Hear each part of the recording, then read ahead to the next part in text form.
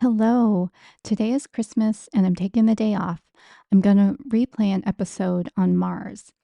Now, Mars does have to do with medical astrology, the series that we've been working through, because Mars represents acute illnesses. So, things that come on very suddenly, among other things. So, I want this to be fresh in your mind. Another reason to dust up your knowledge on Mars is that Mars is currently in a really long, an unusually long retrograde period. I think it's 76 days, lasting from December 6th, 2024 to I think February 24th, 2025.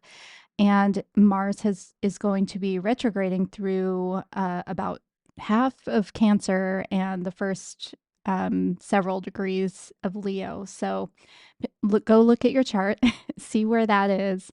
Um, don't be alarmed, but do be aware. With that, I wish you a Merry Christmas if you celebrate that. Or I know Hanukkah and Kwanzaa are starting right after Christmas, or any other celebration that you wish to do right now.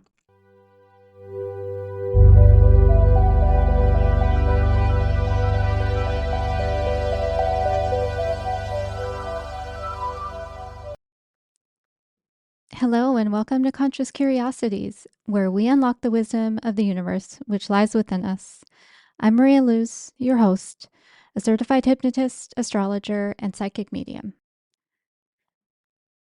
Today, I'm resharing an episode from way back in April when it was still Aries season, and this is the Mars episode. I thought it was applicable because Mars has been in Cancer and is going to go do this retrograde dance, like we've seen other planets do, but Mars is in its fall in Cancer. So what happened is it entered Cancer on September 4th.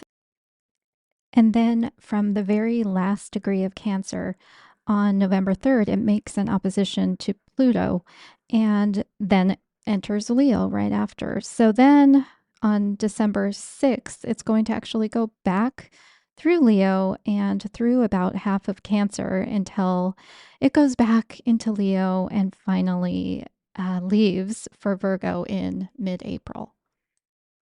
So Mars is being very, very active. And remember the larger context that the nodes of the moon have been on the Libra and Aries axis, and Mars rules Aries. So Mars is that ruler of the north node. Also, Chiron has been in Aries, which Mars rules. So there's been an emphasis on whatever healing we need to do and moving into more of a mentor, healer part of our time on this planet and healing those big things. So here we go with that episode from back in April. Today's episode is need to jump into action toward those hashtag life goals, Mars in your birth chart. In this episode, all about Mars, the planet, the mythology of the archetype, and its astrological associations. Themes of Mars based on the current astrology, some questions for exploration, how Mars demonstrates taking action toward a goal through the 12 signs. As I mentioned in my last episode on Venus, the astrology has been calling us to review and apply discernment to how we relate to self and others. This is largely driven because the nodes of the moon, which focus our attention on evolution through learning soul lessons, have been in Libra, which is ruled by Venus, and Aries, which is ruled by Mars, since July of 2023. And they will be there until January of 2025. So we have a little bit more time to delve into this focus.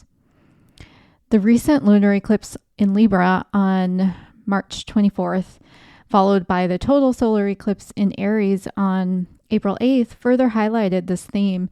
And in addition, Chiron is an asteroid which signifies where we have a core wound that may not be obvious to us because it is so core, yet It's one we need to work on in order to become whole and to be of service to others. This asteroid Chiron has been in Aries since March of 2019. And why do I know this? Because my Chiron is in Aries. And Chiron has passed over this same point to my natal Chiron at 9 degrees Aries 4 times since that March 2019 first entry into Aries. And it's gone over this point that many times because it's been in retrograde. So everyone who has Chiron in Aries has been experiencing these various shades of revisiting this core wounding. And I am no exception. Maybe I'll talk a little bit about that later on in the episode. If this topic of Mars sparks your interest, I'm giving a workshop on Mercury, Venus, and Mars in the birth chart on April 20th. So not too long after this episode airs. It will also be recorded if you want to register and just catch the recording later. And it's only $25, so not a huge investment. In the meantime, I'll get started with the astronomy. Mars was named by the Romans for its god of war because of its reddish hue, which kind of looks like spilled blood. It is red because the iron minerals on the surface oxidize, and another word for oxidize is rust. So that's the color that gives the reddish hue. It's the 4th planet to the sun, and if Earth were the size of a nickel, Mars would be the size of a raspberry. And its orbit is 687 Earth days, and its rotation is really close to Earth's rotation. It's 24.6 hours, but it has this egg-shaped or elliptical orbit around the sun, so its seasons are much longer than the Earth's, and they also vary in length, unlike our seasons, which are equally in 4 different 3-month periods. And it is a dusty, cold desert with a very thin atmosphere. It has seasons, polar ice caps, extinct volcanoes, canyons, and different weather. And as you probably know, we've sent Mars rover missions to explore it multiple times. So we have a lot of data on this planet. Now, moving on to the mythology. As I mentioned, Mars is the Roman name for this god, and the Greek name was Ares. Ares is how it's spelled. Very close to Aries, but I think pronounced a little differently. So this Greek god, Ares, was one of the Olympians, and he was the son of Zeus and Hera. He was the god of war, courage, and battle lust. So that blood red of the planet, reminiscent of these attributes of the god, and that's why the Romans named the planet after him. He's symbolized by the helm, and the helm is that pointy metal type of head covering that you see. You'll know it if you see it in those Greek movies. Like, I can't even think of one of them because I don't really watch them, but you would know it if you saw it. And his sacred animal is the serpent. And he appears to have been quite impulsive. He had an affair with Aphrodite, otherwise known as Venus, whose husband, Hephaestus, was not too happy about, and he trapped Ares and Aphrodite in a net and shamed them in front of all the other gods of Olympus. He also changed one of his daughters and her husband into serpents and sent them off to an island. He had a lot of war shenanigans too. as he is said to have just delighted in war for the sake of war, and he reveled in slaughter. Now, on to the astrology. The basic associations: Mars rules Aries. So, Aries, Aries, the season that we are just coming out of, actually.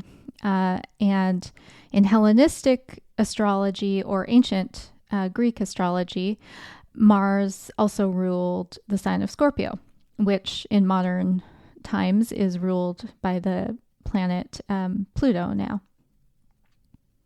And then what Mars represents is really our drive to take action. I guess if there's any one word I would hang on to, it would be action. So it represents our drive to take action toward our personal or our ego's self's desire. It's like that first growth of spring in that it has to aggressively burst out. It doesn't really know what's above the surface of the ground. It just has to do it. And then it has to survive. So think of Mars energy in that same way. And it represents the sex drive, which is, again, basically to implant the seed. And back to that goal piece of it, I want to be clear. Mars doesn't actually formulate the goal. The sun does that. So your sun's placement really comes up with that conscious goal or the ego goal, but Mars takes the action. So the moon provides the emotional drive because we have to get on board emotionally, and then Mars really puts it into physical action. And I know, at least from my life, when I haven't had those things in alignment and say I just jump and take action when I'm not aligned emotionally or with my conscious goals, it doesn't go very well. And I know that because my moon is actually in the sign of Aries, and my Mars is in the sign of Leo. So there's just a lot of fire happening there. My sun is also in Leo, by the way.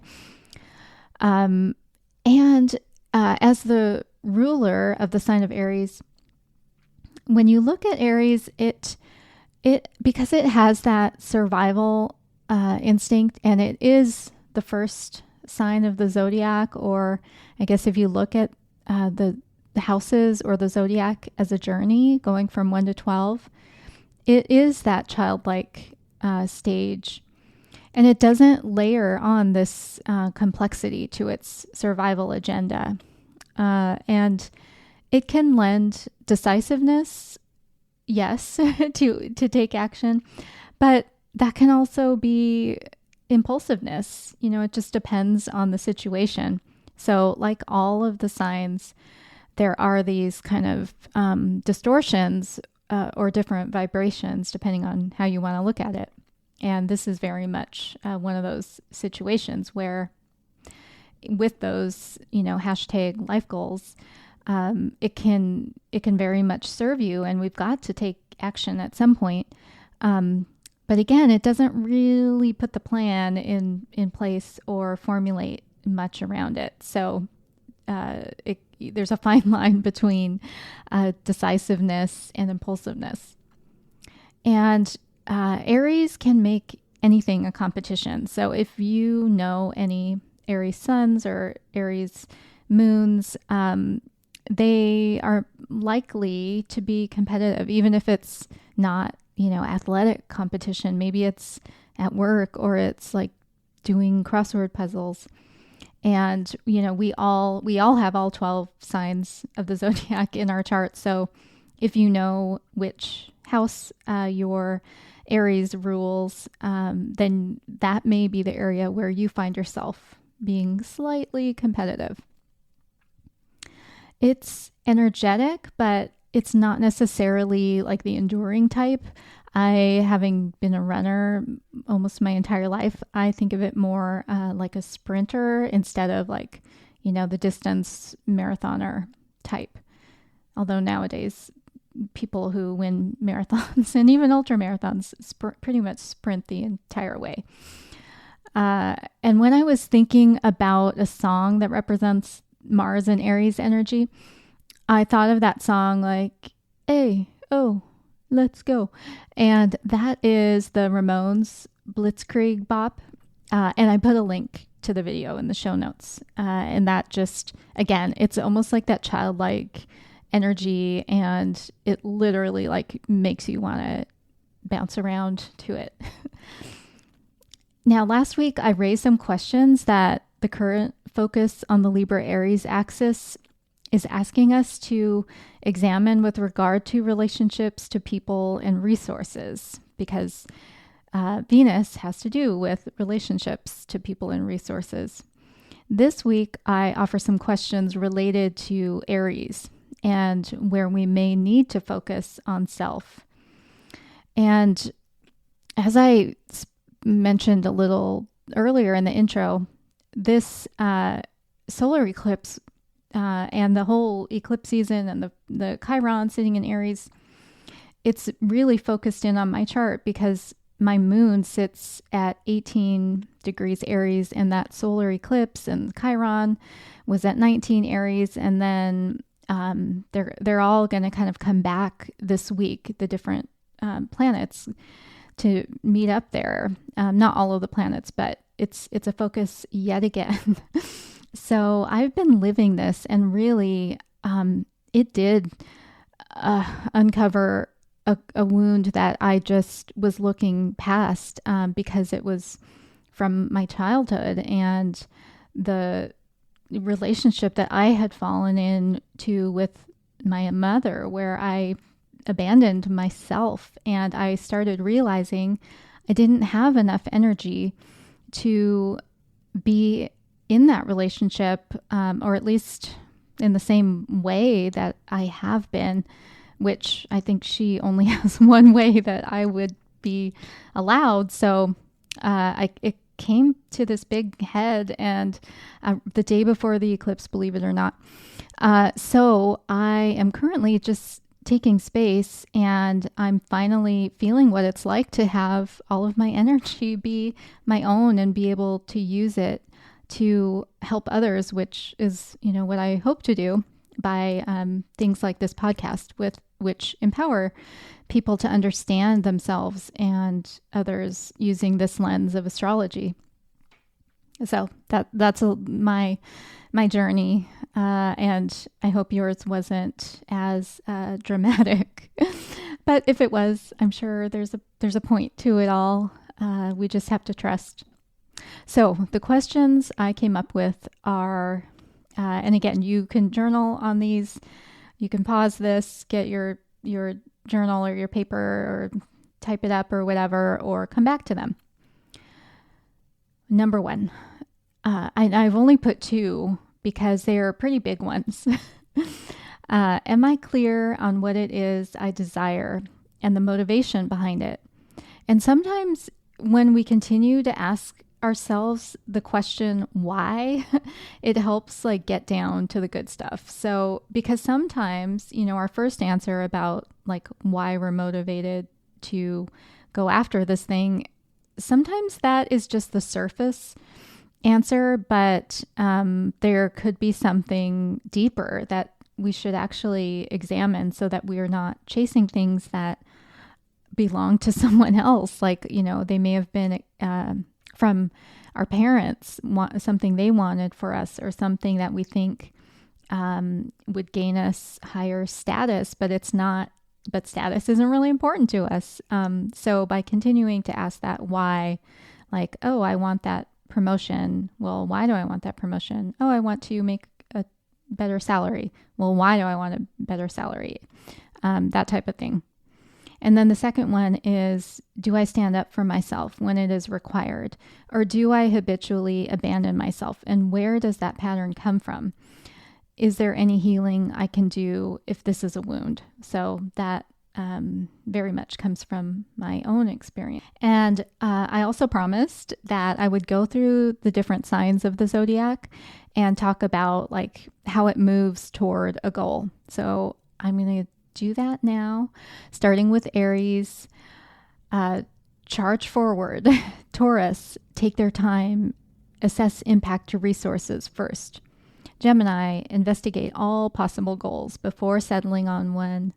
Cancer, act from a secure home base. Leo, act from the most authentic expression of oneself. Virgo, plan each step and ensure logic. Libra, ensure consensus, aim for a state of harmony. Scorpio, understand the underlying context, the why. Sagittarius, evaluate whether the goal is big enough and could more be achieved. Capricorn, leverage experience, don't waste resource. Aquarius, look at approaching the goal from a different perspective. Pisces, go with the flow, trust it will all work out. And that's the episode on Mars. I hope you now feel empowered to be consciously curious about Mars in your birth chart. If you like this podcast, please leave a review or follow it, share it with your friends so that you can talk about all this good astrology stuff with them. I'll put some links in the show notes, and I thank you so much. I appreciate you for being here, and I wish you a great day. Bye-bye.